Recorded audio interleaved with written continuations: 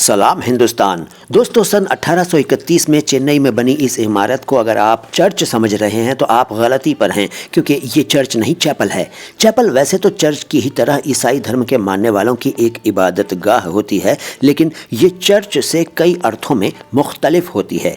मिसाल के तौर पर चैपल चर्च के मुकाबले एक छोटी इबादत गाह होती है। चैपल किसी बड़े चर्च के अंदर मौजूद एक अलग कमरा या कोई कोना हो सकता है जिसकी अपनी अलग ऑल्टर होती है।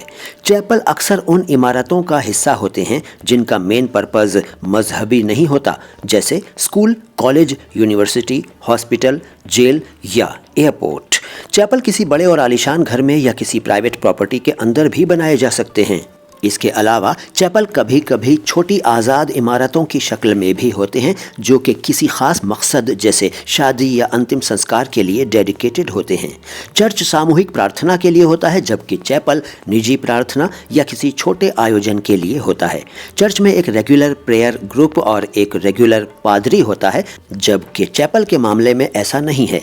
आजकल कुछ चैपल्स इंटरफेथ भी होते हैं। वहाँ किसी भी मजहब के मानने वाले आराम से बैठकर अपने अपने तरीके से इबादत कर सकते हैं। वीडियो अच्छा लगा है तो लाइक कीजिए, चैनल को सब्सक्राइब नहीं किया है तो कर लीजिए। मैं हूँ मुइन शमसी। सलाम हिंदुस्तान।